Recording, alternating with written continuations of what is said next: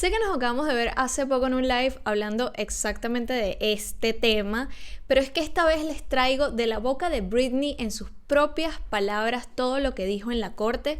Creo que es importante que la escuchen a ella porque yo les puedo leer pedacitos de lo que salió por ahí, pero nada como escucharla a ella decir las cosas y hablar de sí misma. Es algo sin precedentes. O sea, Britney jamás, desde el documental de MTV de For the Record, jamás dijo las cosas que le pasaban, ha sido súper privada. Y esta vez, muchachos, dijo todo. A un 10% de mí tenía miedo de que dijera como que no, todo está bien, yo estoy feliz, sí.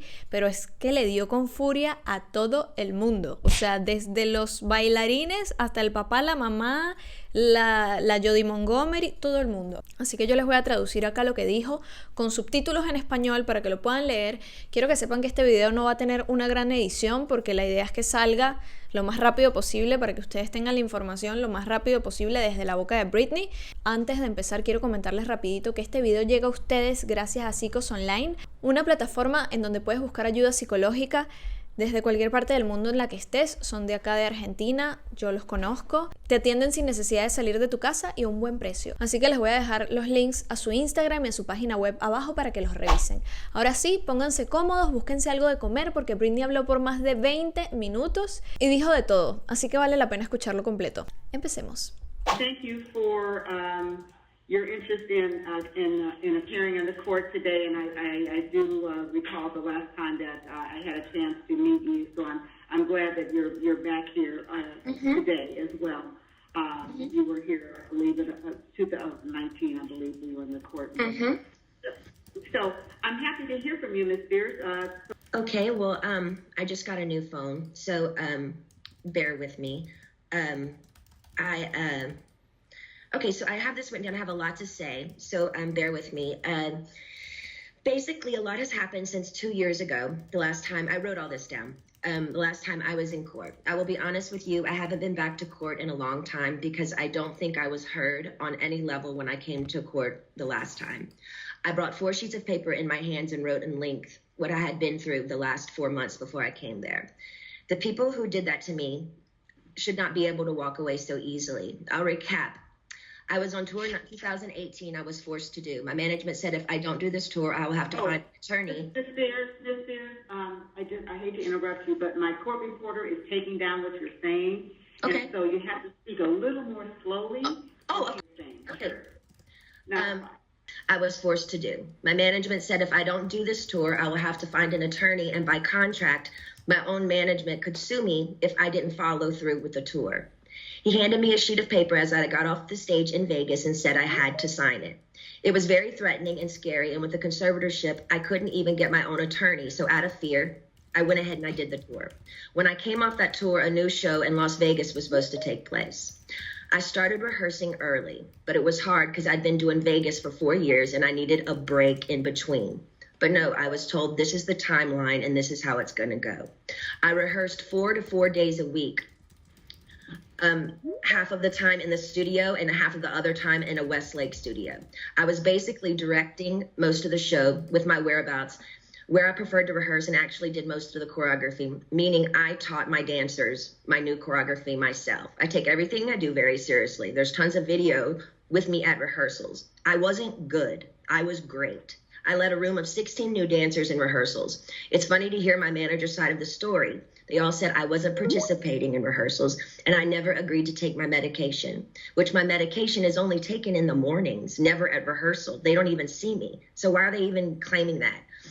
When I said no to one dance move into rehearsals, it was as if I planted a huge bomb somewhere. And I said, no, I don't want to do it this way. After that, my management and my dancers and my assistant of the new people that were supposed to do the new show all went into a room, shut the door, and didn't come out for at least 45 minutes. Ma'am, I'm not here to be anyone's slave. I can say no to a dance move. I was told by my, at the time, therapist, Dr. Benson, who died, that my manager called him in that moment and told him I wasn't cooperating or following the guidelines in rehearsals. And he also said I wasn't taking my medication, which is so dumb because I've had the same lady every morning for the past 8 years give me my same medication, and I'm nowhere near these stupid people. It made no sense at all. There was a week period where they were nice to me and they said, I don't want to do, and I told them I don't want to do the, they were nice to me. They said, if I don't want to do the new Vegas show, I don't have to, because I was getting really nervous. I said, I can wait. It was like, they told me I could wait. It was like lifting literally 200 pounds off of me when they said I don't have to do the show anymore, because I was really, really hard on myself and it was too much.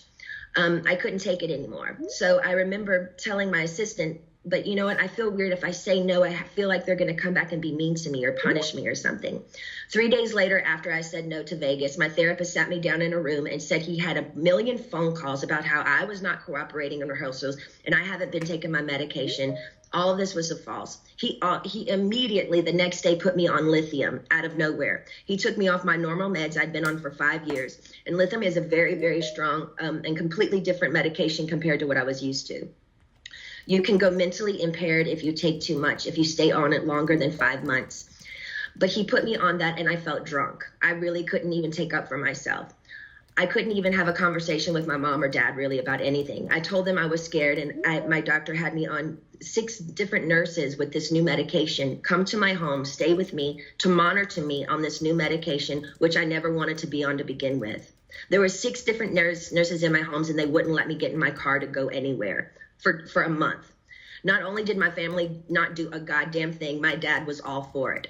Anything that happened to me had to be approved by my dad. And my dad he acted like he didn't know that I was told I had to be tested over the Christmas holidays before they sent me away when my kids went home to Louisiana. He was the one who approved all of it. My whole family did nothing. Over the 2-week holiday, a lady came into my home for 4 hours a day, sat me down and did a psych test on me. It took forever. But I was told I had to then, after that I got off, I was told I had to then, after I got a phone call from my dad saying, after I did the psych test with this lady, basically saying I had failed the test or whatever, I'm sorry, Brittany, you have to listen to your doctors. They are planning to send you to a small home in Beverly Hills to do a small rehab program that we're going to make up for you. You're going to pay $60,000 a month for this.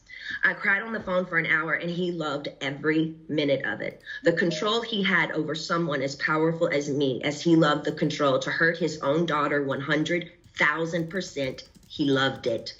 I packed my bags and went to that place. I worked 7 days a week, no days off, which in California, the only similar thing to this is called sex trafficking, making anyone work against their will, taking all their possessions away, credit card, cash, phone, passport card, and placing them in a home where they work with the people who live with them. They all lived in the house with me, the nurses, the 24/7 security. There was one chef that came there and cooked for me daily during the weekdays. They watched me changed every day naked, morning, noon, and night. My body, I had no privacy door for my room. I gave 8 gallons of blood a week. If I didn't do any of my meetings and work from 8 to 6 at night, which is 10 hours a day, 7 days a week, no days off, I wouldn't be able to see my kids or my boyfriend. I never had a say in my schedule. They always told me I had to do this. And ma'am, I will tell you, sitting in a chair 10 hours a day, 7 days a week, it ain't fun. And especially when you can't walk out the front door. And that's why I'm telling you this again 2 years later. After I've lied and told the whole world I'm okay and I'm happy, it's a lie. I thought maybe I said that enough. Maybe I might become happy because I've been in denial. I've been in shock. I am traumatized. Fake it till you make it. But now I'm telling you the truth, okay? I'm not happy. I can't sleep. I'm so angry, it's insane, and I'm depressed. I cry every day, and the reason I'm telling you this is because I don't think how the state of California can have all this written in the court documents from the time I showed up and do absolutely nothing, just hire with my money another person to keep my dad on board. Ma'am, my dad and anyone involved in this conservatorship and my management who played a huge role in punishing at me when I said, no, ma'am, they should be in jail.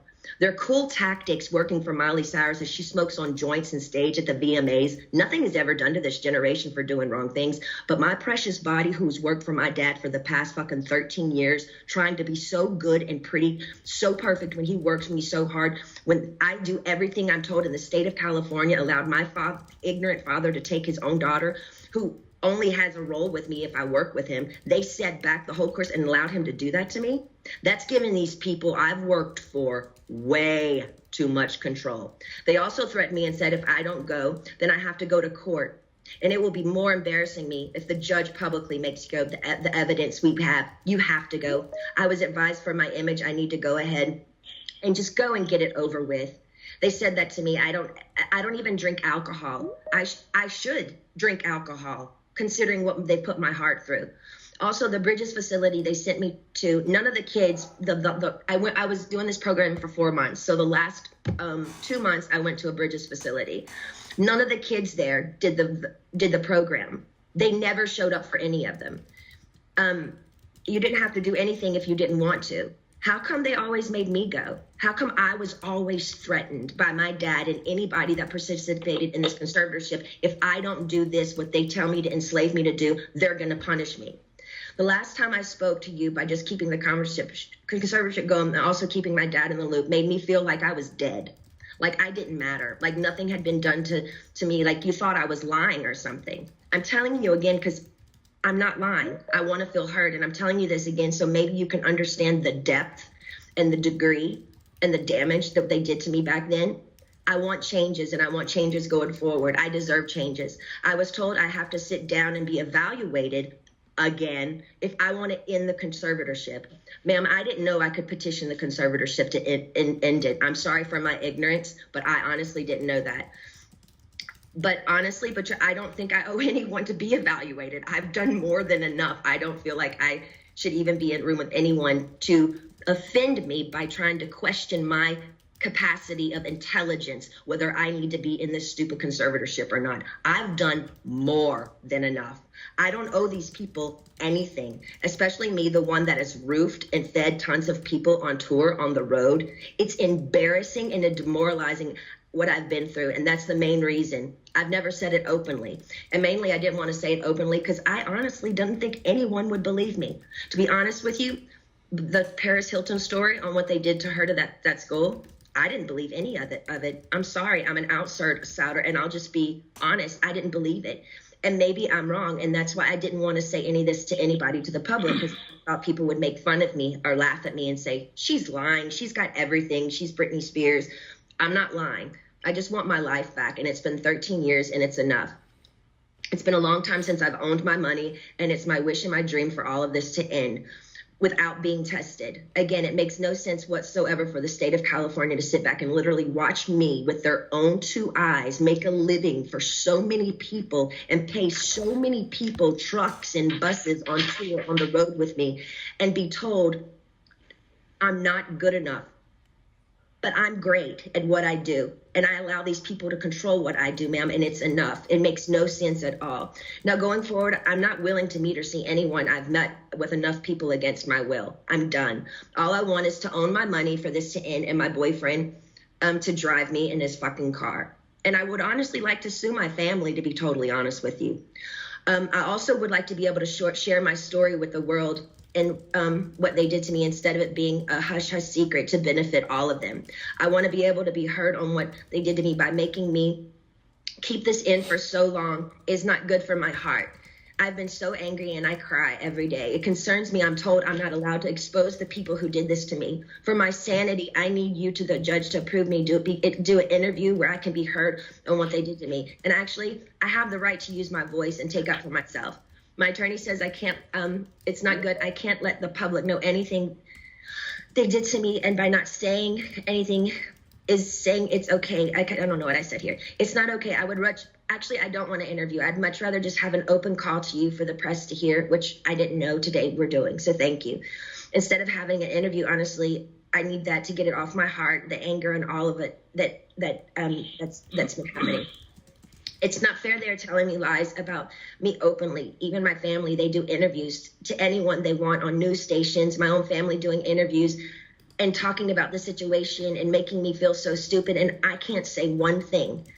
And my own people say I can't say anything. It's been 2 years. I want a recorded call to you. Actually, we're doing this now, which I didn't know that we were doing this. To the public who knows what they did to me. I told I know my lawyer, Sam, has been very scared for me to go forward because he's saying if I speak up, I'm being overworked in that facility of that rehab place. The rehab place will sue me. He told me I should keep it to myself, really. I would personally like to, actually, I know I've had grown with a personal relationship with Sam, my lawyer. I've been talking to him like 3 times a week now. We've kind of built a relationship, but I haven't really had the opportunity by my own self to actually handpick my own lawyer by myself. And I would like to be able to do that. I would like to also, the main reason why I'm here is because I want to end the conservatorship without having to be evaluated. I've done a lot of research, ma'am, and there's a lot of judges who do end conservatorships for people without them having to be evaluated all the time. The only times they don't is if a concerned family member says something's wrong with this person and otherwise. And considering my family has lived off my conservatorship for 13 years, I won't be surprised if one of them has something to say and go forward and say, we don't think this should end. We have to help her, especially if I get my fair served in turning exposing what they did to me. Also, I want to speak to you about, at the moment, my obligations, which I personally don't think at the very moment I owe anybody anything. I have 3 meetings a week I have to attend no matter what. I just don't like feeling like I work for the people whom I pay. I don't like being told I have to no matter what, even if I'm sick. Jody, the conservator, says I have to see my coach Ken even when I'm sick. I would like to do 1 meeting a week with a therapist. I've never, even before they sent me to that place, had 2 therapy sessions. A therapy session and 1 therapy session with I have a doctor and then a therapy person. What I've been forced to do illegal in my life, I shouldn't be told I have to be available 3 times a week to these people I don't know. I'm talking to you today because I feel, again, yes, even Jody is starting to kind of take it too far with me. They have me going to therapy twice a week and a psychiatrist. I've never in the past had to see a therapist more than once a week. It takes too much out of me going to this man I don't know. Number 1, I'm scared of people. I don't trust people with what I've been through. And the clever setup of being in Westlake, one of the most exposed places in Westlake, which yesterday paparazzi showed me coming out of the place literally crying in therapy. It's embarrassing and it's demoralizing. I deserve privacy when I go. I deserve privacy when I go and have therapy, either at my home, like I've done for 8 years. They've always come to my home. Or when the Dr. Benson, the man that died, I went to a place similar to what I went to in Westlake, which was very exposed and really bad.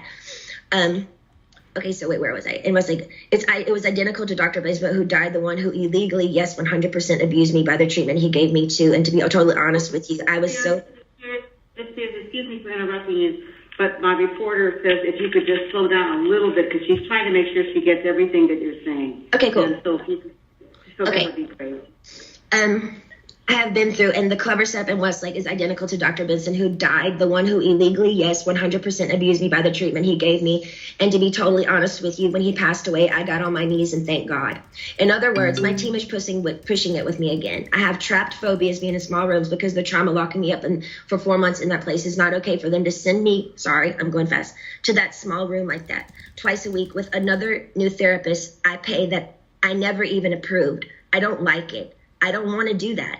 And I haven't done anything wrong to deserve this treatment. It's not okay to force me to do anything I don't want to do. By law, Jody and this so-called team I should be able to sue them for threatening me and saying, if I don't go and do these meetings twice a week, we can't let you have your money and go to Maui on your vacations. You have to do what you're told for this program, and then you will be able to go. But it was very clever. They picked one of the most exposed places in Westlake, knowing I have the hot topic of the conservatorship, that over 5 paparazzis are going to show up and get me crying coming out of that place. I begged them to make sure that they did this at my home so I would have privacy. I deserve privacy. The whole conservatorship from the beginning, once the conservatorship from the beginning, once you see someone, whoever it is in the conservatorship, making them money and myself money and working, that whole statement right there, the conservatorship should end. There should be I shouldn't be in a conservatorship if I can work and provide money and work for myself and pay other people. It makes no sense. The laws need to change. What state allows people to own another person's money and account and threaten them and saying, you can't spend your money unless you do what we want you to do, and I'm paying them?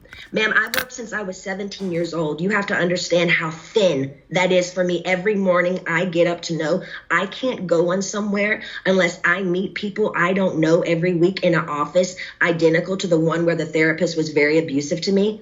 I truly believe this conservatorship is abusive. And then we can sit here all day and say, oh, conservatorships are here to help people. But ma'am, there's 1,000 conservatorships that are abusive as well. I don't feel like I can live a full life. I don't owe them to go see a man I don't know and share him my problems. I don't even believe in therapy. I always think you take it to God. I want to end the conservatorship without being evaluated. In the meantime, I want this therapist once a week. He can either come to my home.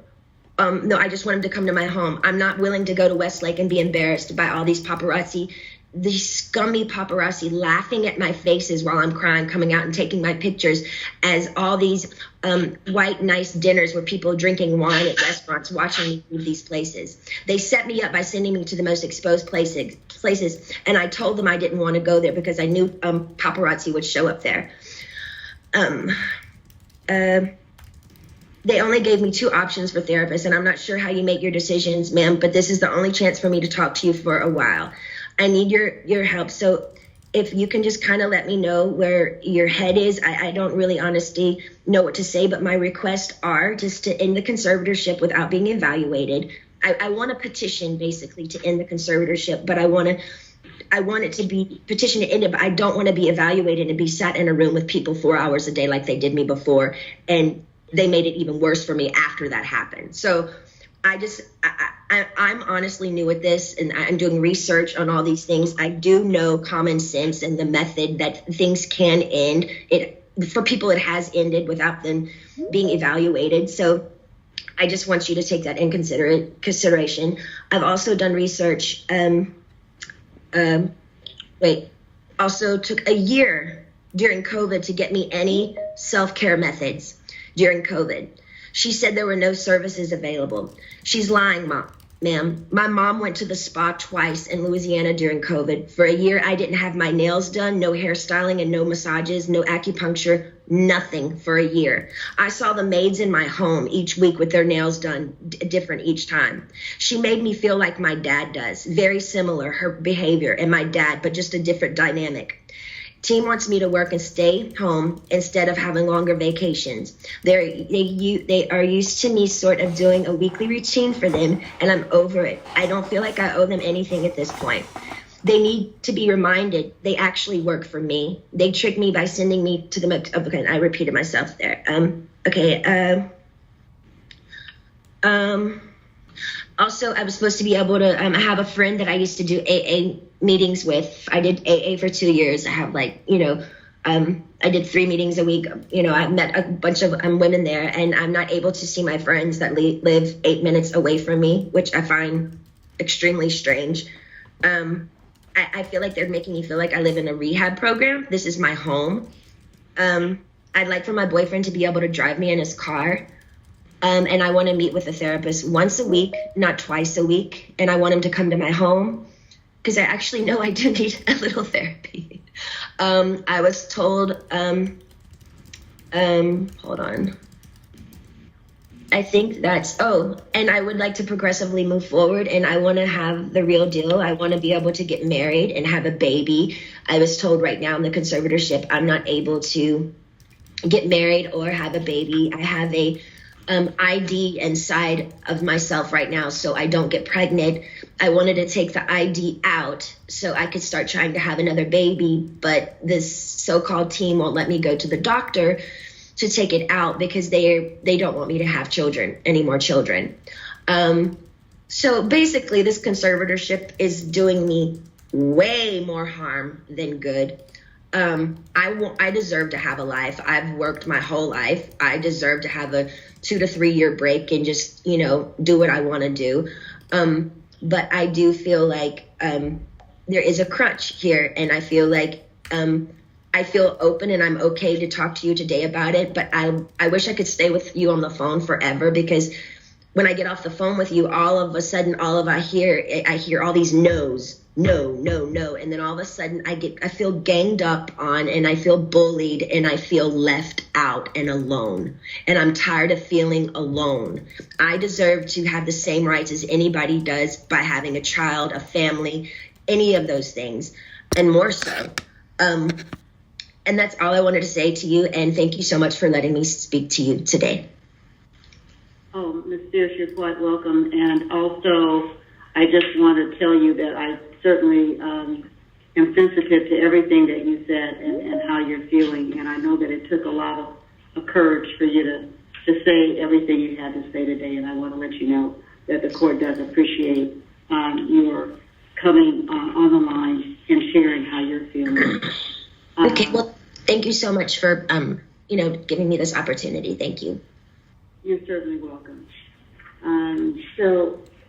Ingham, you know that there are methods to get conservatorship terminated, and if that's something that you're looking at doing, you can certainly file a petition for the court to consider that.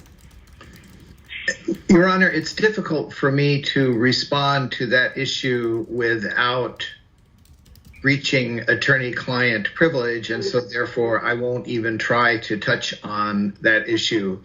I am concerned about several of the issues that my client has raised here, and I think that the other family members and fiduciaries here will doubtless want to weigh in some fashion.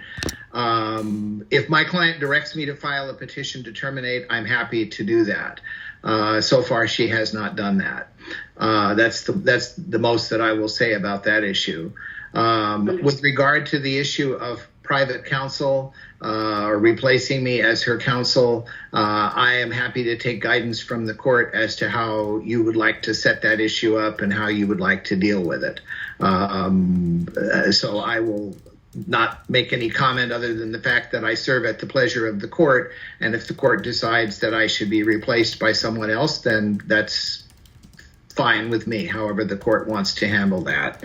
And I suspect that Ms. Montgomery or her counsel will want to respond on the medical side, but from my point of view, in a procedural sense, I think it's obvious to me that we have a disagreement between my client and the conservator of her person, temporary conservator of her person, as to her current care plan. And so it seems to me that the simple way to resolve that issue is to have the conservator of the person file a proposed care plan, set it for hearing, and have my client have a chance to address it and deal with it.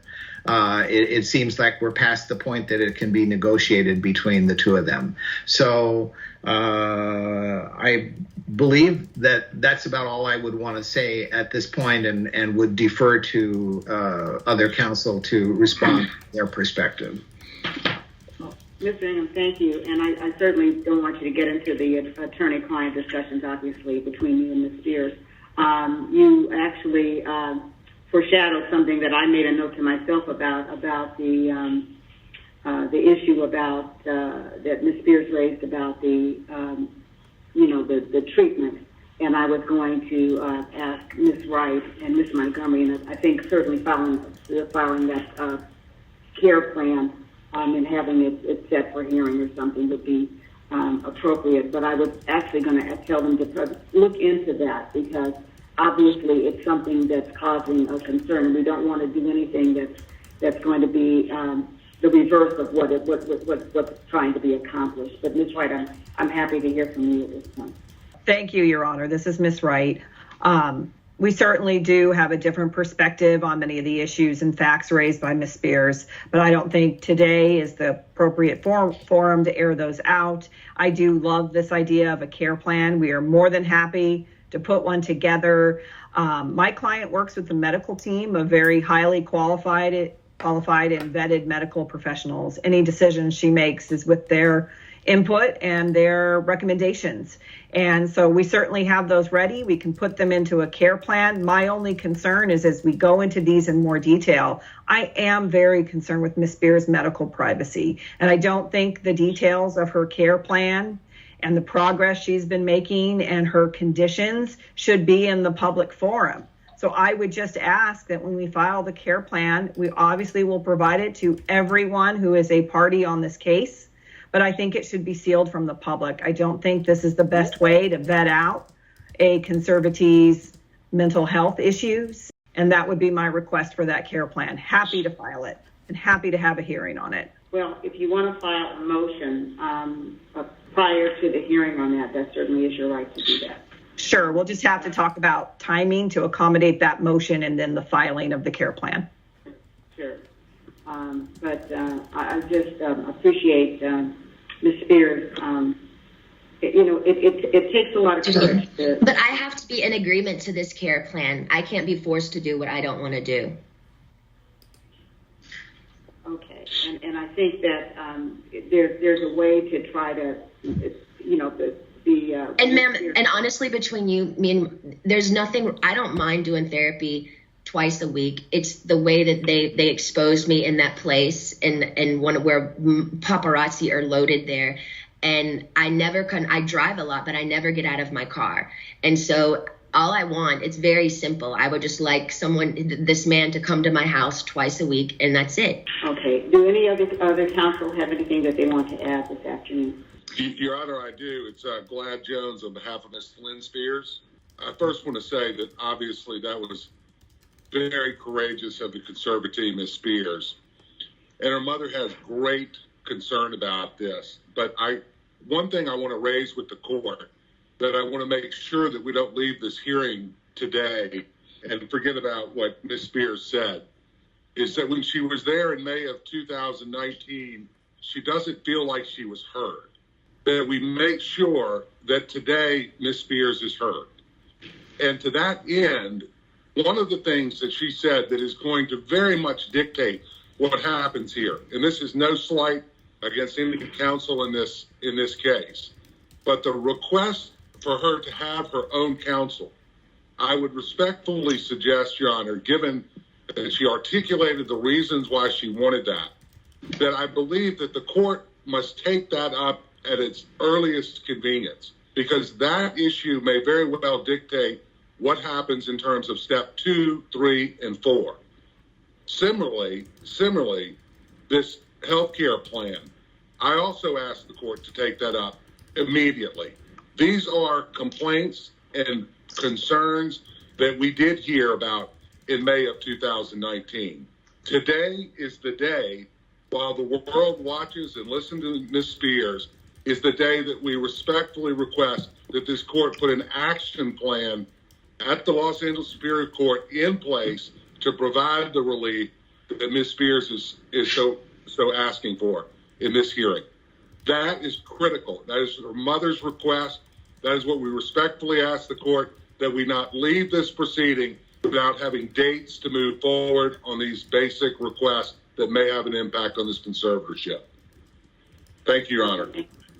Your Honor, Vivian Thoreen, I appreciate Ms. Spears' comments and the courage it took her to make the remarks to the court.